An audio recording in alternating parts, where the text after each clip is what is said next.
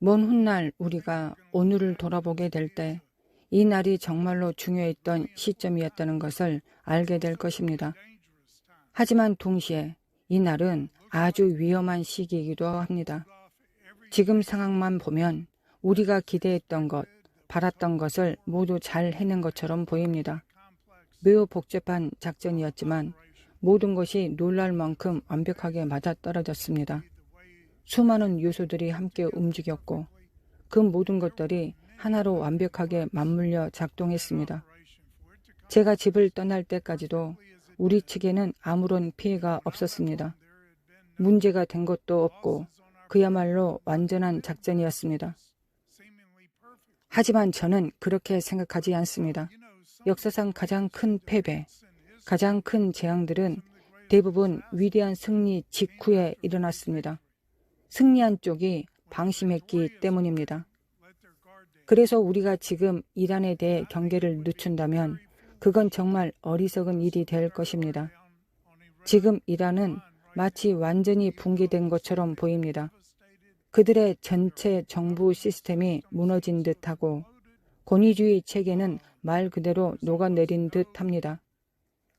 거기선 지금 아무것도 돌아가지 않는 것처럼 보입니다. 하지만 이럴 때일수록 우리가 경계를 풀면 안 됩니다. 오히려 더 경계를 강화해야 할 때입니다. 우리 정부는 수십 년 동안 단지 몇 년이 아니라 수십 년 전부터 이란의 슬리퍼셀, 즉 미국 내에 심어진 잠복 요원들의 존재를 알고 있었습니다. 이들은 언제든지 활성화될 수 있습니다. 그리고 우리는 일주일 전부터 알고 있었습니다. 이란이 핵무기를 만들기 위한 우라늄 농축을 끝마쳤다는 것을 말입니다. 이제 그들은 아마도 여러 개의 핵무기를 만들 수 있을 정도의 농축 우라늄을 보유하고 있을 것입니다. 보고서들에서는 이렇게 말하고 있습니다. 그 우라늄을 핵폭탄으로 전환하려면 시간이 걸릴 것이다. 하지만 저는 그렇게 생각하지 않습니다. 그들은 이미 농축 우라늄을 확보하기 훨씬 전부터 핵무기 자체와 운반 시스템을 만들기 위한 준비를 해왔을 것이라 봅니다. 그리고 그걸 적절하게 투하할 수 있는 수단, 즉 운반 체계도 개발해야 했을 것입니다. 하지만 우리는 지금 그 과거의 시간표에 따라 판단하고 있습니다. 저는 이란이 그보다 훨씬 더 앞서 있었다고 생각합니다. 제가 이 이야기를 하는 것은 여러분을 두렵게 하려는 것이 아닙니다.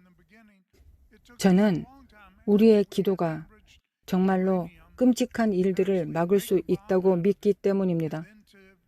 그래서 이렇게 말씀드리는 것입니다. 여러분, 저는 단언합니다.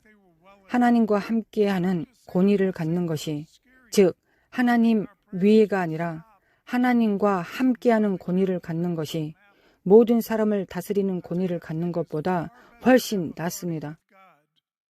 그리고 우리는 예수님의 보혈을 통해 예수 안에 있는 우리의 위치를 통해 하나님과 함께하는 권위를 가지고 있습니다. 그 권위는 원수의 모든 전략을 무력화시킬 수 있습니다. 하지만 다시 말씀드립니다. 이것은 저의 개인적인 의견입니다. 그리고 그 의견은 2년 전부터 꾸기 시작한 몇 가지 꿈에 근거한 것입니다. 그중 하나에서 저는 이란이 이스라엘을 핵무기로 공격하는 장면을 아주 분명하게 보았습니다. 이란이 이스라엘을 핵무기로 공격하는 장면이었습니다. 그리고 그 공격은 이스라엘 안에 있는 소위 사악한 도시를 파괴했습니다. 꿈 안에서 그 도시의 이름은 직접적으로 보이지도 들리지도 않았습니다. 그 도시는 반복해서 단지 사악한 도시라고만 불렸습니다. 제가 이 이야기를 여러 사람에게 나눴고 이스라엘이 있는 많은 친구들에게도 말했더니 그들 모두가 이렇게 말했습니다. 그건 텔아비브야. 우리는 그 도시를 사악한 도시라고 불러. 그러니 제 꿈에서 본 그 장면은 아마 텔아비브였던 것 같습니다. 하지만 어쨌든 그것이 제가 꿈에서 본 내용입니다. 이제 저는 이렇게 믿습니다. 꿈, 환상, 하나님의 예언적 통찰은 항상 미래를 예언하는 것만은 아닙니다. 오히려 많은 경우 원수의 전략을 미리 보여주시는 것이며 우리가 그것을 기도로 막을 수 있도록 하나님께서 미리 알려주시는 것입니다. 아멘. 물론 어떤 분은 이렇게 말할 수 있습니다. 그런 일은 안 일어났으니까 당신은 거짓 선지자다. 하지만 생각해 보십시오.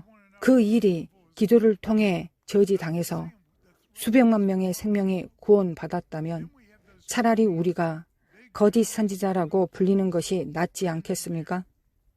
사람들이 우리에 대해 뭐라고 말하든 그것이 무슨 상관이 있습니까? 우리는 하나님의 뜻을 행하고 있는지, 하나님이 우리를 인정하시는지 그것만이 중요합니다. 하지만 분명히 말씀드립니다. 위협은 아직 끝난 게 아닙니다. 며칠 전 중국의 대형 화물 수송기들이 이란에 착륙하는 장면이 있었습니다. 아무도 그들이 거기서 무엇을 하고 있었는지 모릅니다.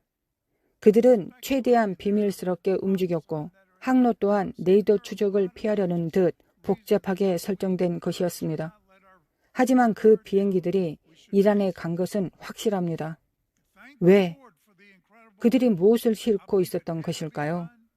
운반 체계, 즉 핵무기를 실어 나르는 시스템을 운반하고 있었을 수도 있습니다.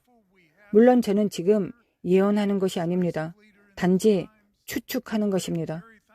하지만 그렇기 때문에라도 우리는 기도의 경계를 결코 낮춰서는 안 됩니다. 오히려 더 높여야 합니다. 그리고 주님께 감사해야 합니다. 이번에 일어난 놀라운 승리를 주신 것에 대해 말입니다. 저는 이렇게 믿습니다. 이 결정은 반드시 필요했던 일이었습니다. 대통령이 옳은 결정을 했다고 생각합니다.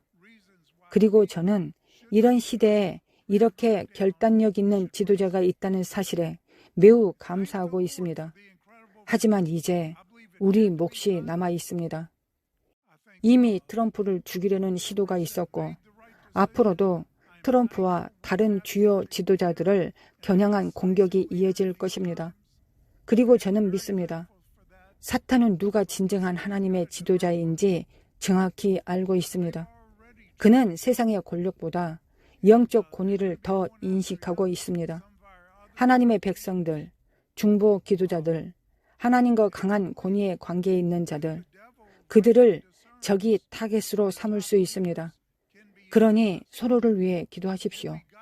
형제 자매를 위해 기도하십시오.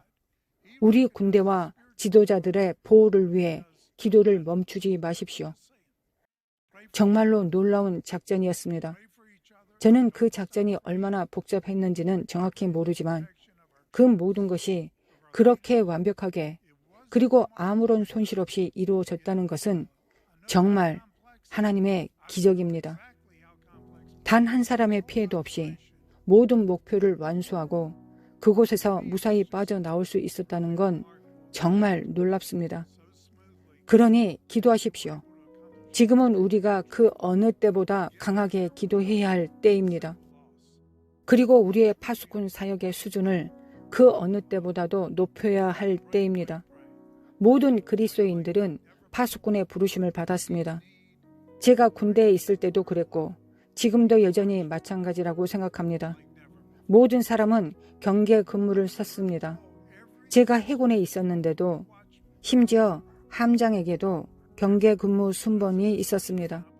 모두가 위협을 인지하고 그 위협을 정확하게 보고하는 법을 훈련받았습니다. 그것이 바로 모든 그리스도인이 부름받은 자리입니다. 그래서 우리가 이 방송에서 하나님의 음성을 듣는 법, 영적 분별력을 훈련하는데 그토록 많은 시간을 투자하는 것입니다. 그리고 솔직히 말해 우리는 이제 막 그 가르침을 시작했을 뿐입니다.